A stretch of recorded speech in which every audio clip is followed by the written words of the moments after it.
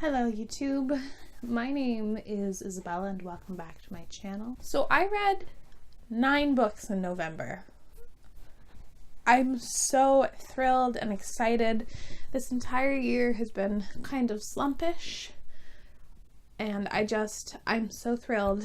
It's by far my best reading month, it has to be.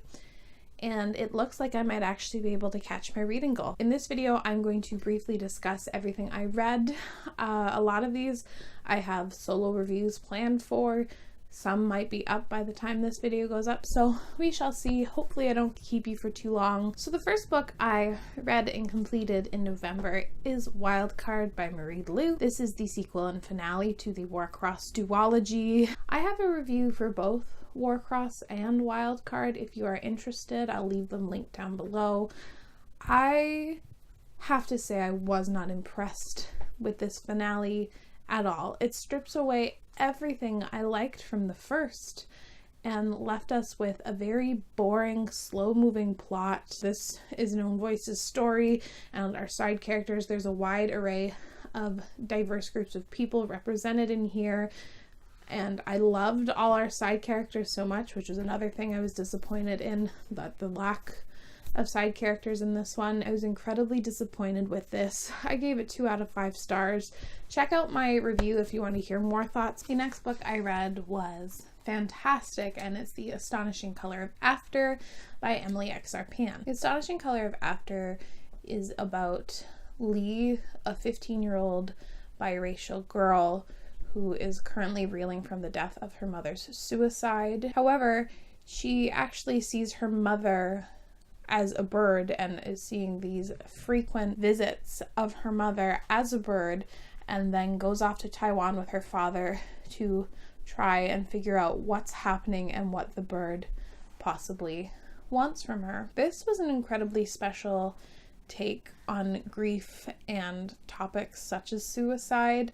It was really heartbreaking and sad and just sometimes awful, but also was mixed with absolutely beautiful writing. It flips back and forth in time very well to fill in the gaps that we don't understand, and although it is a story about her trying to piece together why her mother committed suicide, it discusses things like the bond between family members, young love, your passion versus pragmatism. It's wonderfully done. I'm so impressed that this is a debut novel. It was stunning and sad, and I loved the setting of Taiwan. The only thing I didn't love was the fact that there was a romance in here. It didn't feel quite necessary for this story. I gave this 4.5 out of 5 stars. I would give heavy and immediate trigger warnings for suicide and depression. The next book I read somewhat reluctantly on audio was Library of Souls by Ransom Briggs. This is the 3rd and final book in the original Miss Peregrine's trilogy. It follows this boy who discovers that this whole new world and type of people called peculiars, they have a bunch of different a little bit strange abilities, and he's roped in to their world one day unexpectedly, and everything changes. I think I gave the first 2 3.5 stars. Perfectly good, solid reads, but this one really loses every single charm of the first and second book. It was a real slog to get through this. The audiobooks seemed to drag and take forever. The villain was cartoonish and ridiculous. The pacing was whack. Oh my god, the pacing was awful. And for most of this book, we only have 2 characters versus basically the world. And frankly, I don't think that they are enough to stand this entire story on. I desperately missed our side characters who added so much life and whimsy and peculiarity to the first 2, and I just was bored through a solid half of this book, and this book is over 400 pages. And near the very end, I was really appreciating the maturity of some aspects and how everything's not roses. I could not be pressed to continue / start the new trilogy. The more I think about it, the more I severely dislike about this book. I gave it 1.5 out of 5 stars. The next book I read was Of Fire and Stars by Audrey Coulthurst. This is a high fantasy that features an own voices female-female relationship. This follows 2 princesses, Denna and Mare. Denna is the princess betrothed to the prince to unite their 2 kingdoms together. Our second princess, Mare, is actually the sister of the prince, and she is wild, hates tradition, and scorns basically all of what is court. This was very interesting in terms of my reaction to it. There were certain aspects in which I loved, but a lot I felt very confused and mixed with. I thought the writing leaned pretty young. Our characters felt flat in the beginning, developed a bit more, and I truly started rooting for them later, and I did eventually really like the romance between them. My biggest issue was the world building / lack thereof. There's so many things mentioned in this story that need to be expanded on for it to be a full, complete story, and it's just there's a lot that was left wanting in terms of the world building. I plan on doing a full review because I have a lot of thoughts about this book. I thought it contained really good nuggets and seeds of a story, but it just needed to be a bit more refined. And because I'm so torn, I'm going to give this a 3 out of 5 stars. Now, the next book I have a ton of thoughts about, but it's for a friggin' great reason, and it's The Poppy War by R.F. Kuang.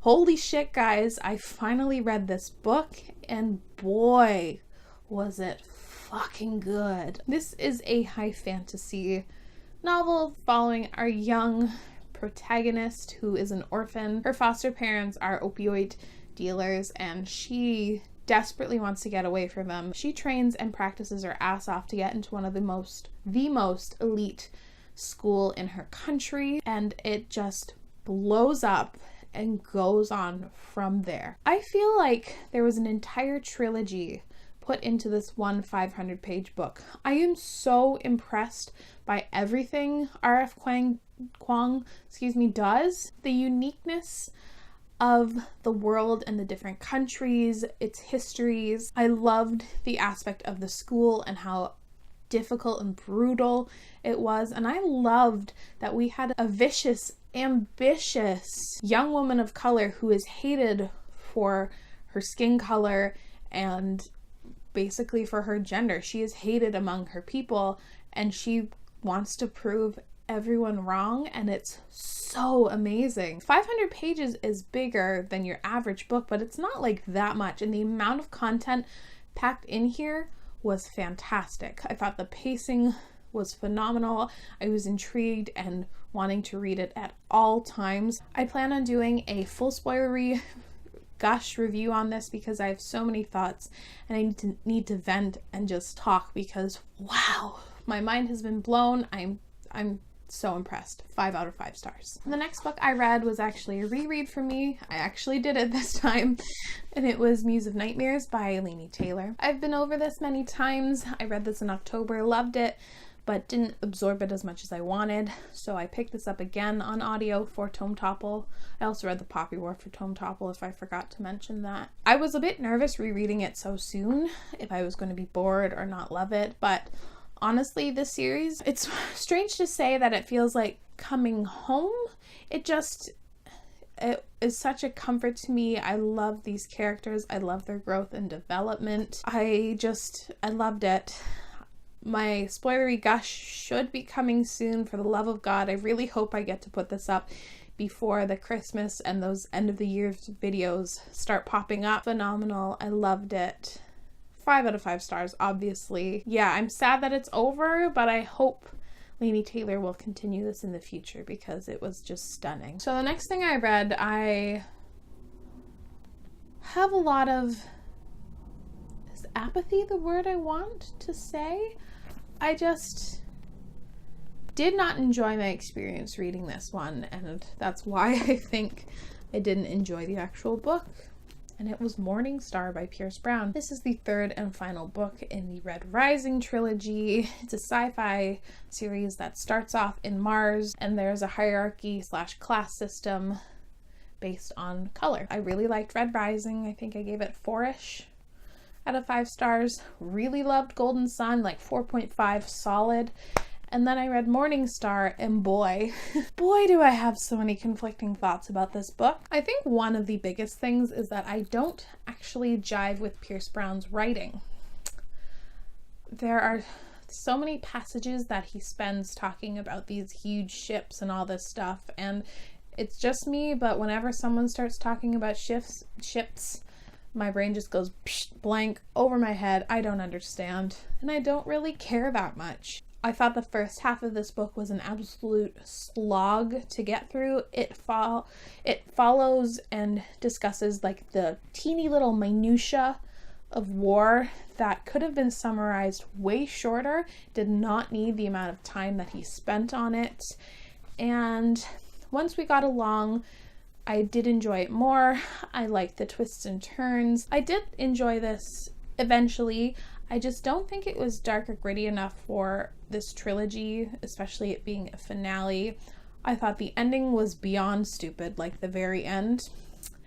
And I still can't get over the way female characters are treated in this series. Everyone says that the treatment gets better. I would argue that it gets worse. It is honestly abysmal. I gave it 3 out of 5 stars. I don't think it's a bad book. Please don't hate me for this one. I feel like a lot of people might. The next thing I read was a graphic novel, and it is Love is Love, compiled by Mark Andreyko. This is actually a comic anthology featuring like 1 to 2 page spreads, and was created in response to the horrific Pulse shooting. All proceeds actually go to various charities and the victims' families to help them through the worst time of their lives. In its premise, this could do no wrong. However, in execution, we had a couple of sticky moments. I loved the illustrations. I thought they were wonderful. I liked that it was trying to sow a message of hope. There was very little, weirdly enough, representation across the spectrum. This anthology focused a lot of L and G and a little bit of the T representation, but everything else was basically ignored / maybe mentioned once or twice. And also I've read that the trans representation in here was not great. The LGBTQ plus community is so vast in identity and personality and people, and I just was a bit disappointed that it wasn't more accurately represented on the page. I also could not stand the fact that they mention the killer by name. I think there was no place for that. It was absolutely not required. Terrible choice on their part, and I don't know how that slipped through the cracks of editing. That just seemed incredibly short-sighted. I don't regret buying this at all. I liked some of it. I just think that maybe the publication might have been a little bit too rushed. I gave this 3.5 out of 5 stars. I do recommend this, but cautiously go into it with your eyes wide open. And there's also some graphic scenes depicting the deaths of the victims, which was in poor taste, so I would give a content warning for that. The last thing I read was Prince Caspian by C.S. Lewis. This is the 4th book in the Chronicles of Narnia series. Yes, I go in chronological and not publication order. I have been slowly rereading this series in the hopes of actually getting to the last 2 books, because as a child I never read them. Prince Caspian left me with very few thoughts, to be honest. It didn't make a huge impact on me. I liked the elements of the story within a story. I just wanted a little bit more from the story. I thought the battle was super rushed, and frankly, the children's stay in Narnia was so short and quick, and I was expecting it to be a bit more expansive. I thought the audiobook narrator, I don't remember who did it at this point, actually did a really good job. I wanted a little bit more time with the children and Prince Caspian, and I just was a little bit bored through some aspects of it as well. I gave it 3 out of 5 stars. So that is it for the 9 things that I consumed in the month of November. I really hope I didn't keep you for too long. I tried to keep this brief. I would like to ask you what the best book you read in November was. Please let me know down in the comments below. I think that's it for me today. I really hope this wasn't too long, but I'm a little nervous about that. And I'll see you soon in a new video. Okay, bye.